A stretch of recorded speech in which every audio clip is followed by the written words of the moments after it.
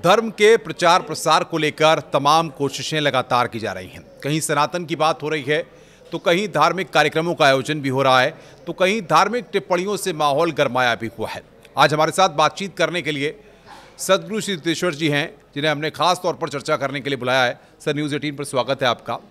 सबसे बड़ी बात यह है कि जब हम सनातन की बात करते हैं, धार्मिक चीज़ों की बात करते हैं, लोगों के लगाव की बात करते हैं, किस तरीके से आप देख रहे हैं लोगों का जो रुझान है सनातन की तरफ, या युवाओं का जो रुझान है सनातन की तरफ, उसको आप कैसे देखते हैं? देखिए, सनातन कोई ट्रेंड नहीं है या कोई ऐसी चीज़ नहीं है कि उसकी तरफ 10 दिन के लिए रुझान हुआ है और फिर रुझान मिट जाएगी। सनातन शब्द का अर्थ है जो शाश्वत है, सत्य है, हमारे लिए आनंददायक है, शांतिप्रद है, इटर्नल ब्लिसफुलनेस की बात होती है, जो सदा था, है और रहेगा। तो सनातन के प्रति ट्रेंड केवल भारत के युवाओं में हो ऐसी बात नहीं है। 8 अरब की जनसंख्या ही सनातन को मानती है। वो नाम अलग अलग बोल देती होगी, पर सनातन का अर्थ है ह्यूमैनिटी, प्रॉस्पेरिटी और love, peace and eternal blissfulness. इसी को सनातन कहते हैं। लेकिन सबसे बड़ी बात ये होती है, जब सनातन की बात होती है, धर्म के प्रचार प्रसार की बात होती है, तो हम देखते हैं कि बहुत सारे कथावाचक हैं, बहुत सारे तमाम लोग हैं जो जगह जगह जा करके प्रवचन देते हैं। वहाँ पर हज़ारों लाखों लोगों की भीड़ उमड़ती है। तो इसको फिर किस नज़रिए से देखा जाए? क्या ये उनकी फ़ैन फॉलोइंग है, उनका अपना प्रभाव है, लोगों की आस्था है, या कुछ और है? देखिए, आस्था के संबंध में मैंने कई बार पहले कहा था कि जैसे लोग कहते हैं कुंभ में 25 लाख लोगों ने डुबकी लगाई, श्रद्धालुओं ने, पर मेरा प्रश्न ये है, उसमें तो 10,000 पॉकेट मार भी थे, क्या वो भी श्रद्धालु थे? उसमें 20,000 लोग केवल पैसे के लिए गए थे, क्या वो भी श्रद्धालु थे? श्रद्धालु शब्द का अर्थ होता है जो सत्य धारण करने की क्षमता रखता है जी। इसलिए ये जो भीड़ है, अक्सर आपने देखा होगा अनुपम जी कि हम भीड़ के साथ भाड़ शब्द का प्रयोग करते हैं कि भीड़ भाड़ अच्छी थी। तो भीड़ तो मैं समझता हूँ भाड़ कौन है। तो कहीं ना कहीं अब भाड़पना में कोई बुरी चीज़ नहीं है। अर्थात जो अज्ञानी है, जो समझते नहीं, जिनको बस कौतूहल बस किसी चीज़ को देखना है, पर जो बेसिक प्रॉब्लम्स हैं उसके सॉल्यूशन के लिए हम प्रयत्न नहीं करते। जब भी कोई धर्मगुरु होगा या धर्मशास्त्र का अध्ययन किया हुआ होगा या नॉलेजेबल पर्सनालिटी होगा, वो भीड़ भाड़ से मतलब नहीं रखता, वो अपने वक्तव्य को रखता है।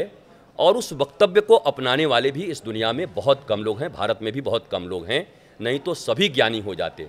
तो बहुत उंगलियों पर गिने लोग हैं जो रिसीव कर पाते हैं।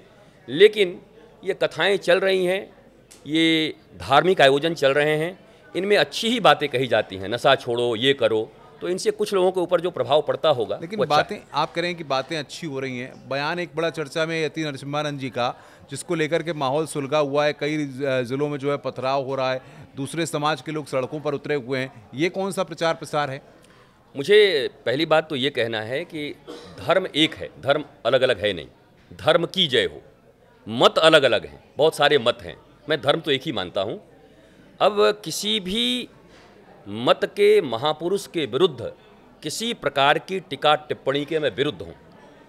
हम इसके लिए नहीं आए हैं इस पृथ्वी पर, हम आए हैं कहाँ खूबसूरती है, कहाँ अच्छाई है, उसको पिक करें और अपने आने वाली जनरेशन को दें। कहाँ गड़बड़ियाँ हैं, जो गड़बड़ियाँ थी वो हो चुकी हैं, जिसको आपको नहीं मानना आप मत मानो। आपने एक विवाद देखा होगा बहुत बड़ा, जो ढोल गंवार शूद्र पशु नारी। मैंने कहा आपको पसंद नहीं है, आप इसको छोड़ दो, पर प्रातःकाल उठ के रघुनाथा माता पिता गुरु ना वही माथा। हर बच्चे को उठ करके अपने माता पिता को प्रणाम करना चाहिए, ये तो बहुत अच्छी संस्कृति है। जो अडॉप्ट करने लायक है उसको अडॉप्ट करिए, जो आपके लायक नहीं है उसको छोड़ दीजिए। किताबें जलाने का प्रयत्न मत करिए। आपको अपने भीतर में क्या लेना है आप प्रयत्न करिए। किसी दुकान में आपके पसंद का अगर सामान नहीं होगा तो दुकान में आग लगा दोगे? आपके पसंद का नहीं है, दूसरे दुकान चले जाओ और जो पसंद का है उसे उस दुकान से ले लो। वैसे ही धर्मशास्त्र हैं, हो सकता है आपके योग्य उसमें चीज़ें न हो, समझने के योग्य न हो, तो आपके लायक जो है आप उसमें से ले लीजिए। मैं किसी भी प्रकार का इस प्रकार का वक्तव्य जो किसी भी महापुरुष के खिलाफ हो, मैं उसको स्वीकार नहीं करता। और धर्म इसका नाम नहीं है, धर्म अराजकता का नाम नहीं है। क्या मानते हैं आप कि इंसान का जो डर है, या जो पिछले 2-3 साल में कोविड के बाद से जो इंसान के अंदर डर पैदा हुआ है, कुछ धर्माचार्य, कुछ ऐसे लोग जो धर्म की आड़ में कहीं ना कहीं इन सारी चीज़ों को, धर्म के प्रचार प्रसार को बेचने की कोशिश कर रहे हैं? देखिए, जैसे ही फॉलोअर्स की बात आती है और सोशल मीडिया चल रही है, सोशल मीडिया को मैनेज किए जा रहे हैं। अब मैनेज किए जा रहे हैं तो कैसे मैनेज किया जा रहा है? हम उसमें पैसे लगाते हैं।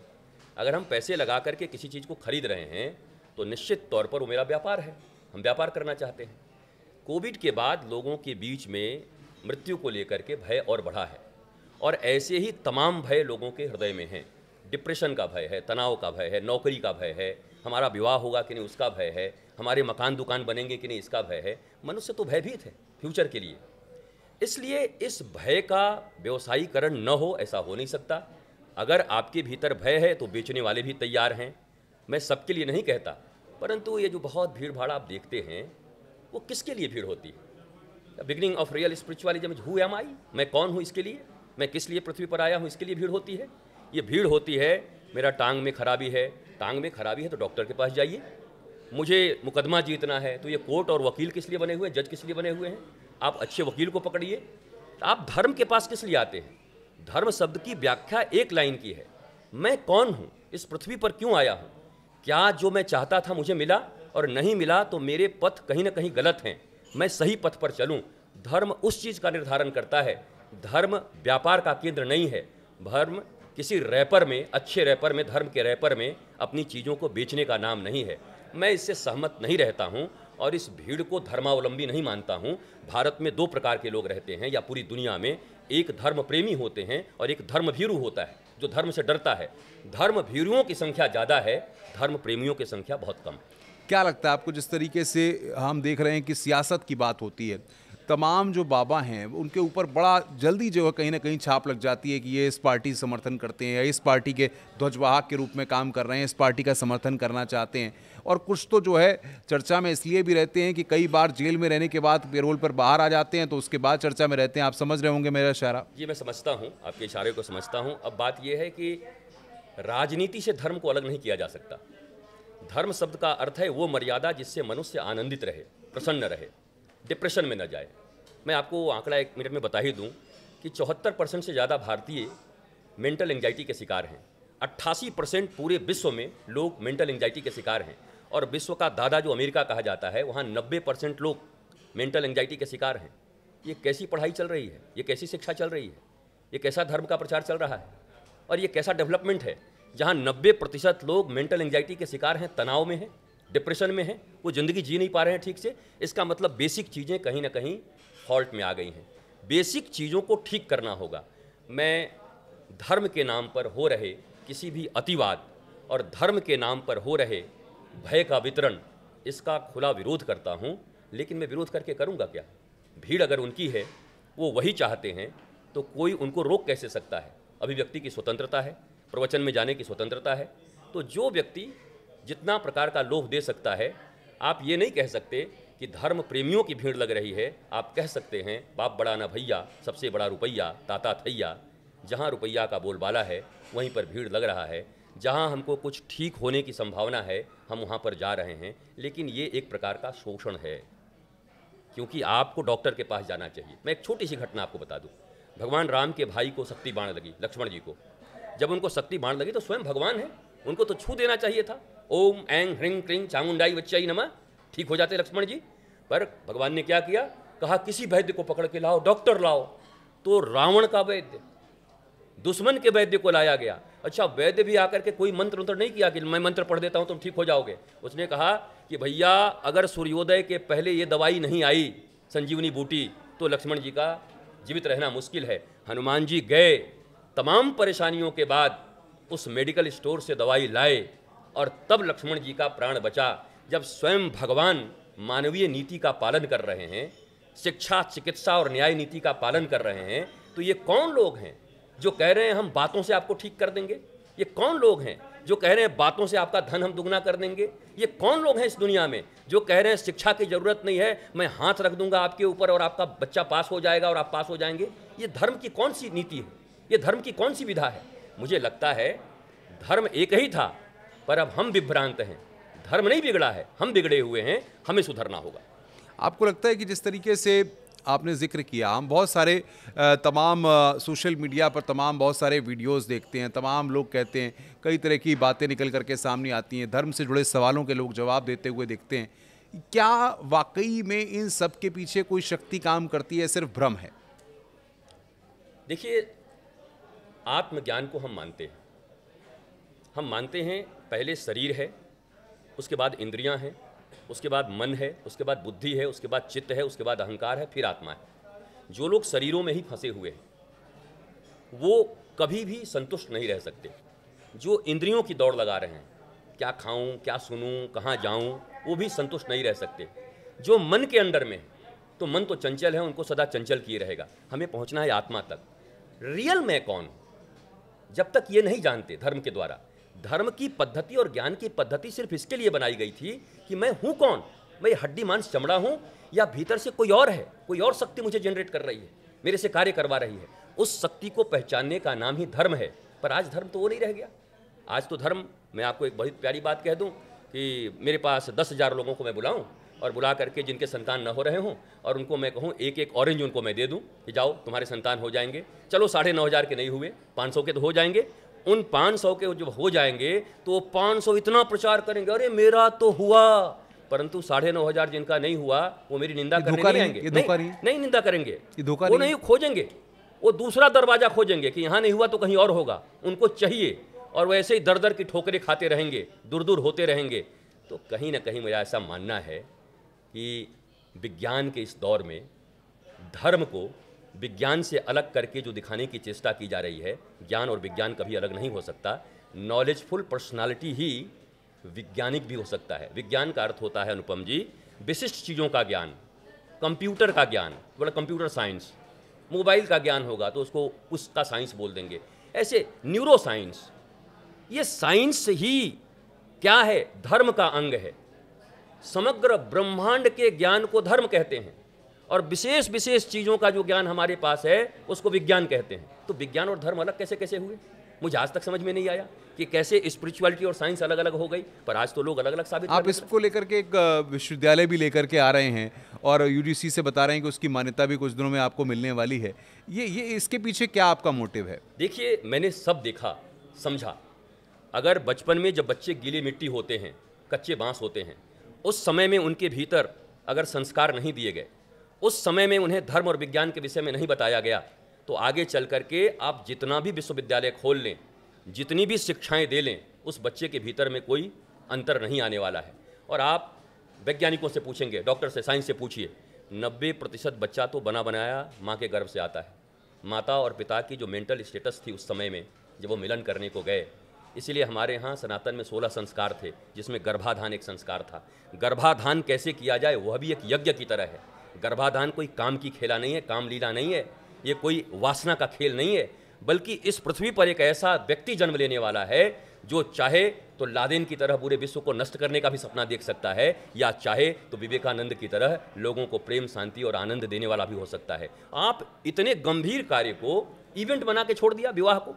विवाह हमारे यहाँ संस्कार था सनातन धर्म में, पर हमने उसको इवेंट बना दिया। अरे इवेंट बनाने की जरूरत नहीं है, उस संस्कृति को बचाए रखने की जरूरत है। तो क्या ये माना जाए कि जो आप जिस विश्वविद्यालय को लेकर के आ रहे हैं, तमाम चीज़ों को बाकी जितने लोग चल रहे हैं वो सब संस्कार विहीन बच्चे पैदा कर रहे हैं, या संस्कार विहीन है, उनको संस्कार नहीं पता, और जो आपका मार्ग होगा वो संस्कारों के प्रति होगा? मैं 100% को तो नहीं कह सकता, क्योंकि मैं भी इसी पृथ्वी पर जन्म लिया हूँ और मेरी माँ ने मुझे संस्कार दिया, तो मैं संस्कारों की बात कर रहा हूँ। मैं यही तो कह रहा हूँ, मातृदेवो भव, पितृदेवो भव, आचार्य देवो भव। पहली गुरु माँ होती है, दूसरे गुरु पिता होते हैं, तीसरे गुरु होते हैं। तो पहले गुरु अगर फेल हो गए और दूसरे गुरु फेल हो गए तो बेचारा तीसरा आदमी, 3 नंबर का आदमी क्या करेगा? गुरु क्या करेगा? वो भी गुरु घंटाल बन जाएगा।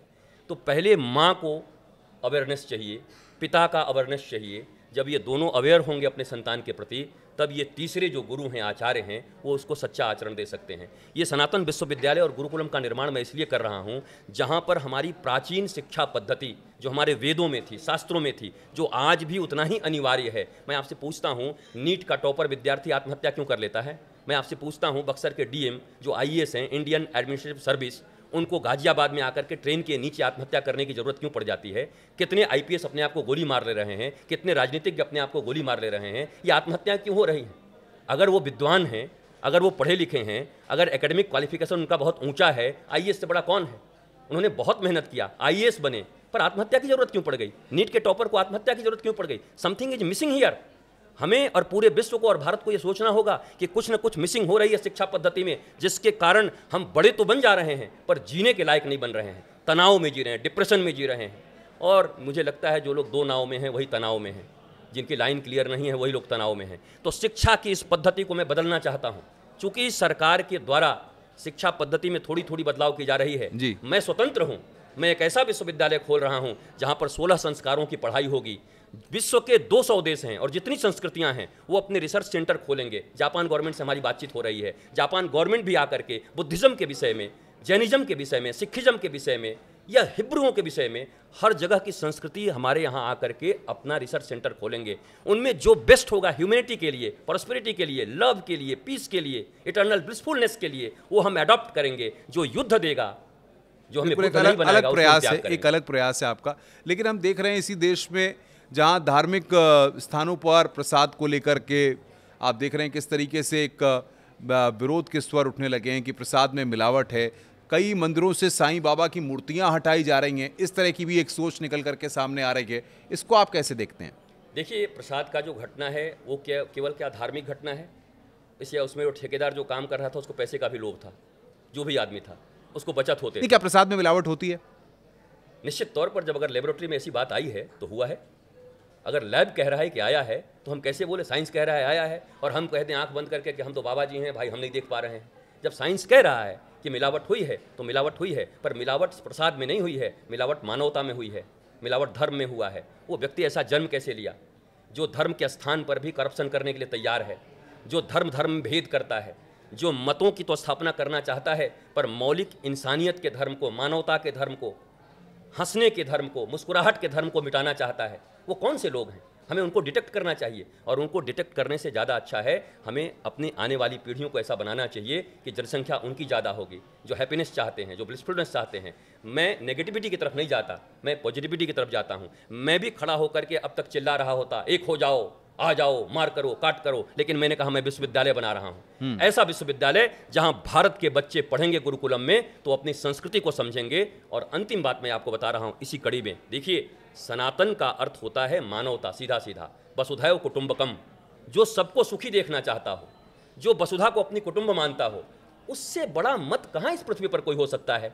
जो कास्ट, क्रीड, रिलीजन की बात ही नहीं करता, जो वर्ग भेद की बात ही नहीं करता, जो सिर्फ ये बात कर रहा है मानवता कहीं भी है उसके फेस पर स्माइल होनी चाहिए। ये सबसे बड़ा कदम होगा धर्म परिवर्तन के लिए नहीं, मानवता को बचाने के लिए, सनातन को बचाने के लिए। नहीं तो हम चिल्लाते रह जाएंगे, अपने आश्रम बनाते रह जाएंगे, पैसा कमाते रह जाएंगे, पर सनातन और संस्कृति की रक्षा नहीं होगी। अब अगले साल की शुरुआत में महाकुंभ होना है, उससे पहले हम देख रहे हैं कि अखाड़ों के बीच में बड़ी लड़ाई है। कुछ अखाड़े किसी के साथ होते हैं, कुछ अखाड़े किसी के साथ होते हैं। ये संत क्यों एकजुट नहीं रह पाते हैं? अखाड़े क्यों एकजुट नहीं रह पाते हैं? ये विवाद क्यों खड़ा होता है? देखिए, ये प्रश्न का उत्तर ऐसा है कि ये न्यूज़ 18 है और बहुत सारे और भी न्यूज़ के चैनल हैं, ये सारे एक जगह क्यों नहीं चले आते? बोले कि हम भारत न्यूज़ एक बना देते हैं, केवल वही चलेगा। तो अपने अपने प्लेटफॉर्म से खड़ा होकर के हम भारतीयता का प्रचार कर रहे हैं, सत्य को दिखाने का प्रयत्न कर रहे हैं। क्योंकि जर्नलिज्म को भी मैं नारद जी का वंश मानता हूँ। नारद जी जैसे देवताओं के पास भी जाते थे और दैत्यों के पास भी जाते थे, दोनों जगह उनको सम्मान मिलता था। आजकल जर्नलिज्म भी ऐसे ही है, पत्रकार देवताओं के पास भी पहुँच जाएंगे और यहाँ भी दोनों जगह उनको सम्मान मिलता है, क्योंकि वो सत्य को निकालना चाहते हैं। मैं नारद जी का वंशज मानता हूँ। अब मैं ये कहता हूँ, अलग अलग मत के लोग हैं, और मत तो जितने लोग हैं उतना होना चाहिए, मत तो अलग अलग होने चाहिए। बस जो मौलिक धर्म है वो अलग नहीं होना चाहिए, परम धर्म अलग नहीं होना चाहिए। हमें बचना चाहिए, ये मौलिक धर्म है। अब कैसे बचना चाहिए? मुझे आटा खा के बचना है, किसी को चावल खा के बचना है, किसी को फल खा के बचना है, किसी को जल पी के ही बचना है, वो उनका डिसीजन है। तो ये मत हो सकते हैं। महाकुंभ की तैयारियां काफ़ी युद्ध स्तर पर चल रही हैं। अभी मुख्यमंत्री योगी आदित्यनाथ हैं उत्तर प्रदेश के, उन्होंने भी इसको तैयारियों को परखा, खुद प्रयागराज भी वो गए। आप किस तरीके से देख रहे हैं, क्या होना चाहिए महाकुंभ में, आपको क्या लगता है? देखिए, महाकुंभ का अर्थ ही है जहाँ पर सनातन संस्कृति के धर्माचार्य जुटे और जुटकर सनातन धर्म में या संस्कृति में जो कुसंस्कृति आ रही है, जो कुछ भी कु है उसको बाहर करें और जो सु है उसका प्रचार करें। इसके लिए महाकुंभ हो रहा है, जहाँ अनंत अनंत लोग आएंगे, अनंत अनंत विचारधारा के लोग आएंगे, परंतु सब एक छत्र के नीचे खड़े होंगे। वसुधैव कुटुंबकम, सर्वे भवन्तु सुखिनः, सर्वे सन्तु निरामया। इसके लिए हम प्रचार प्रसार करेंगे, इसके लिए हम एक हो रहे हैं, अपने रिचुअल्स को अपने आने वाली पीढ़ियों के भीतर दे सकें। और आज न्यूज़ मीडिया भी उसको कवरेज कर रही है। कभी एक ज़माना याद करिए, 25 लाख लोगों ने संगम में डुबकी लगाई, काम खत्म, न्यूज़ खत्म।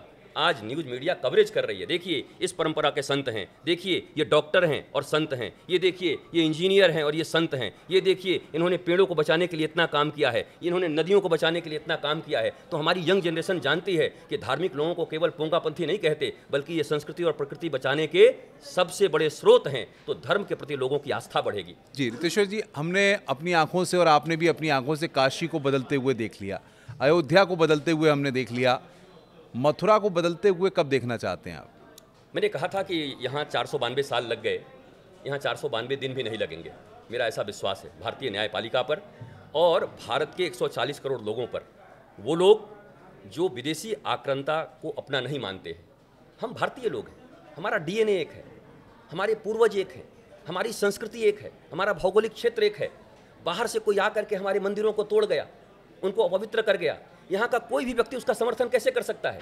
वो समर्थन वही करेगा जिसको राजनीति सिर्फ करनी हो, वो भी ओछी राजनीति, जिसको उनके दम पर सत्ता पाना हो, वो लोग इसकी राजनीति कर सकते हैं। लेकिन कोई भी सच्चा मुसलमान, कोई भी सच्चा क्रिश्चियन, कोई भी सच्चा हिंदू जिसको कहते हैं सनातनी, कभी भी बाहर विदेशियों के तोड़े गए चीज़ों का समर्थन नहीं कर सकता। वो अपने देश के साथ, अपने मिट्टी के साथ, अपने पूर्वजों के साथ और अपने डीएनए के साथ खड़ा रहेगा। हम देखते हैं करोड़ों भक्त जो है दर्शन करने के लिए बांके बिहारी के दर पर जाते हैं वृंदावन में, लेकिन जब वो दर्शन करने के लिए उस कक्ष के अंदर पहुंचते हैं तो वहाँ अपार भीड़ होती है, लोगों को धक्का मुक्की होती है, कई लोगों को सांस लेने में तकलीफ होती है।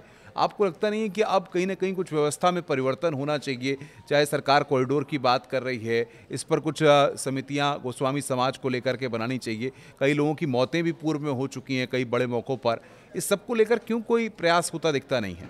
ये दो चीज़ें हैं। सरकार चाहती है कि वहाँ पर कॉरिडोर का निर्माण हो, पर कुछ समितियाँ नहीं चाहती कि वहाँ पर निर्माण न हो। अब जब दोनों साथ बैठेंगे और विचार मिलेंगे, क्या कारण है कि आप नहीं होने देना चाहते हैं, पूछा जाए, और क्या कारण है कि आप करना चाहते हैं, फिर जनता निर्णय करेगी उस पर कि भाई हो जाए तो बहुत बढ़िया है, न हो तो। गोस्वामी समाज भी अपनी कुछ मांग रख रहा होगा, उस मांग को पूरा करना बहुत आसान है सरकार के लिए, जनता के लिए। उनको अच्छे जगह पर स्थापित किया जाए, उनकी दुकानें होंगी, कुछ वहाँ के लोकल लोगों का कुछ बात होगा। मुझे लगता है योगी आदित्यनाथ जी बहुत ही समर्थ मुख्यमंत्री हैं मेरी दृष्टि में, जिन्होंने उत्तर प्रदेश को कम से कम बहुत सुंदर न्याय, कानून और व्यवस्था का राज्य दिया है। और वो इतने एबल हैं, चूँकि एक महंत भी हैं और कुशल प्रशासक भी हैं। मुझे पूरा विश्वास है कि कॉरिडोर या मौतें वहाँ पर न हों।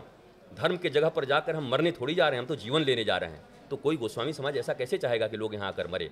तो एक बीच का रास्ता निकलेगा और हम आने वाले कुछ ही समय के बाद एक भव्य दिव्य बांके बिहारी मंदिर का दर्शन कर पाएंगे, जहाँ लोग आराम से श्वास लेते हुए जाएंगे और भगवान का प्राणवायु अपने भीतर, उनकी भक्ति, उनकी करुणा लेकर के वापस आएंगे। एक बड़ा महत्वपूर्ण सवाल है और ये आखिरी सवाल आपसे मैं पूछ रहा हूँ कि जब हम संत की बात करते हैं, धर्माचार्यों की बात करते हैं, तो अभी पिछले दिनों मैं वृंदावन गया तो बहुत सारे लोग थे, मैं कहीं बैठा हुआ था तो बातचीत हो रही थी, तो वहाँ एक व्यक्ति युवा था, वो असम से आया हुआ था।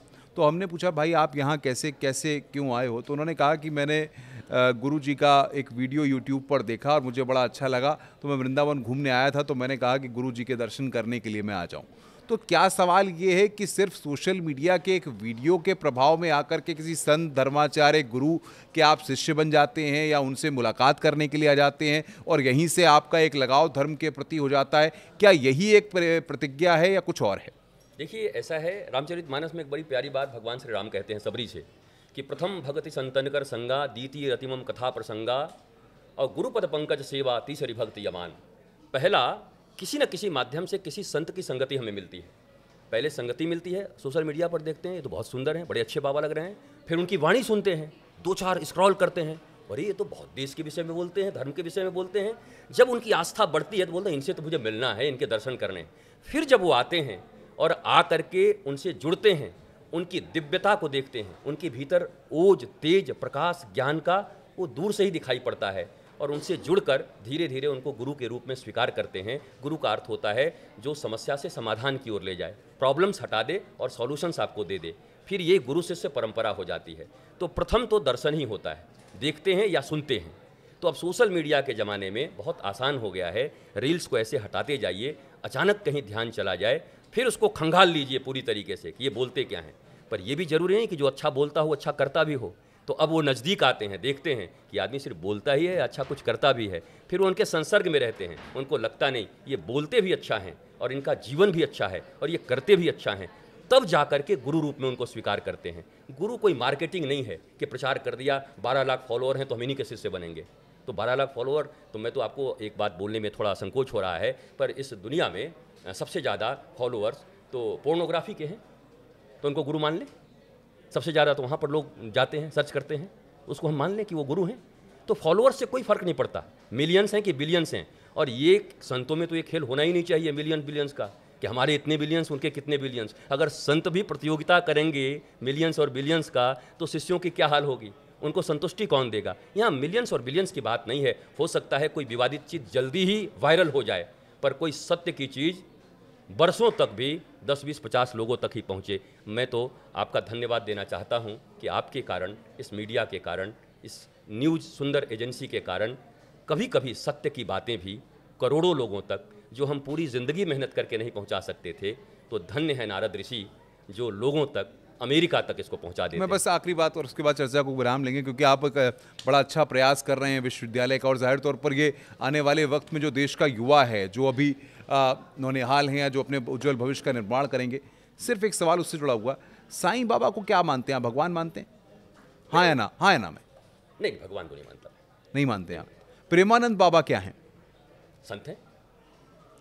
क्या लगता है आपको, वृंदावन या मथुरा, कौन ज्यादा धार्मिक महत्व की जगह? हमारे लिए वृंदावन। काशी को देखा जाए या अयोध्या को देखा जाए, किसमें ज्यादा धार्मिक महत्व है? देखिए, काशी ज्ञान की नगरी है, अयोध्या मर्यादा की नगरी है, और श्री कृष्ण की मथुरा और वृंदावन प्रेम की भूमि है। तो मनुष्य के जीवन में तीनों की आवश्यकता है, ज्ञान भी, मर्यादा भी और प्रेम भी। तो ये तीनों मिला के कंप्लीट पैकेज हैं, अलग अलग नहीं हो सकता। चलिए सर, बहुत बहुत शुक्रिया आपका। रितेश्वर जी हमारे साथ जुड़े हुए, उन्होंने तमाम सवालों का बड़ी बेबाकी के साथ जवाब दिया। सर, क्या लग रहा है आपको, जिस तरीके से हमने बातचीत की है और आप जो एक अनूठा प्रयास विश्वविद्यालय का लेकर आ रहे हैं, सनातन की जिसकी बात हो रही है, वो बिल्कुल धरातल पर उतारेंगे आप इस विश्वविद्यालय में, ये आप कह रहे हैं? मैंने जीवन में यही एक प्रतिज्ञा ली है कि मैं सिर्फ बातें नहीं करूंगा, बल्कि अपने भारतवासियों को और दुनिया वालों को इस धरातल पर एक ऐसी चीज़ दूंगा जो उनकी नस्लों को बदल देगा। जो अब तक धर्म के नाम पर ज़्यादातर केवल भय बांटे जा रहे हैं, वहाँ पर उनको ज्ञान and fearless life, tension free life, तनाव मुक्त जीवन जीने का उनको कला दिया जाएगा। जहां हम न्यूरो साइंस की बात कर रहे हैं, न्यूरो कंप्यूटिंग की बात कर रहे हैं, वेदों में मेटाफिजिक्स जो है उसको हम निकालने की बात कर रहे हैं। हमारे साथ लाखों लोग काम कर रहे हैं इस देश के, जो साइंटिस्ट भी हैं, डॉक्टर भी। मतलब गाली का जो समाज है उससे आप बहुत दूर ले जाएंगे देश की युवा पीढ़ी को। एक नया अध्याय, एक नया पाठ उनके उज्जवल भविष्य के लिए तय करने वाले हैं। धर्म और संस्कृति को गाली देने वालों को मैं एक उत्तर देना चाहता हूं। वो मुस्कुराहट के साथ, मुन्ना भाई में MBBS की तरह, वो निश्चित तौर पर गुलाब की फूल की तरह स्वीकार करेंगे कि मैंने पहली बार धर्म का रियल परिभाषा जाना, मुझे भी धार्मिक होना चाहिए। धर्म के प्रति पड़ रहे विरोध को मैं समाप्त कर दूंगा और हर व्यक्ति कहेगा कि मैं धार्मिक होना चाहता हूं, क्योंकि मैं आनंदित होना चाहता हूं। क्या लगता है, एक छोटा सवाल, सभी लोग कहते हैं कि मंत्रों में बड़ी शक्ति है, क्या लगे? गायत्री मंत्र की बात होती है, हर व्यक्ति गायत्री मंत्र को बड़ी आसानी से बोल देता है, ओम भूर्भुवस्सुवः तत्सवितुर्वरेण्यं भर्गो देवस्य धीमहि धियो यो नः प्रचोदयात्। और बाबा तमाम लोग कहते हैं कि नहीं, ये मंत्र करिए, ये जप करिए, ये पाठ करिए। मंत्र में शक्ति है तो कौन सा मंत्र है, कौन सा मंत्र कारगर है, कौन सा अमीर बनाने वाला मंत्र है, कौन सा नौकरी में उन्नति दिलाने वाला मंत्र है, ये क्या कहेंगे आप? मन्ना त्रयति इति मंत्र, जो मन के भीतर में बहुत सारी विषमताएं हैं, चंचलताएं हैं, सवाल हैं, उनसे जो त्राण दिलाता हो, मुक्ति दिलाता हो, उसको मंत्र कहते हैं। तुमरो मंत्र विभीषण माना, लंकेश्वर भय सब जग जाना। तो कौन सा ऐसा मंत्र दिया था उन्होंने केवल उपाय बताया था, युक्ति बताई थी। पहले मंत्र चलता था, बाद में तंत्र आए। तंत्र का मतलब होता है सिस्टम, एक हैप्पी लाइफ जीने का सिस्टम, वो भी गया। फिर यंत्र आया, अब यंत्रों की दुनिया है, अब तो वो भी गया, अब षड्यंत्र की दुनिया है, अब केवल षड्यंत्र से चल रहा है। मैं चाहता हूं कि सनातन विश्वविद्यालय के माध्यम से पुनः मंत्र, सच्चे मंत्र की स्थापना कर दूं, तंत्र की स्थापना कर दूं, सिस्टम की स्थापना कर दूं, और यंत्र मनुष्य को बर्बाद करने के लायक न रहें। 32 बार इस पृथ्वी का नाश हो सकता है, इतने परमाणु वन बन गए हैं, परंतु एक मनुष्य को जिंदा कर सकें, अभी तक ऐसा हम कोई बहुत सिस्टम नहीं शानदार, बना पाए। बहुत शानदार तरीके से सदगुरु जी आपने हमारे साथ अपनी बातों को रखा, और साथ की तौर सनातन के तौर पर जिस तरीके से तमाम बातें होती हैं, विरोध होता है, उन तमाम सवालों पर भी आपने हमसे बातचीत की। बहुत बहुत शुक्रिया आपका।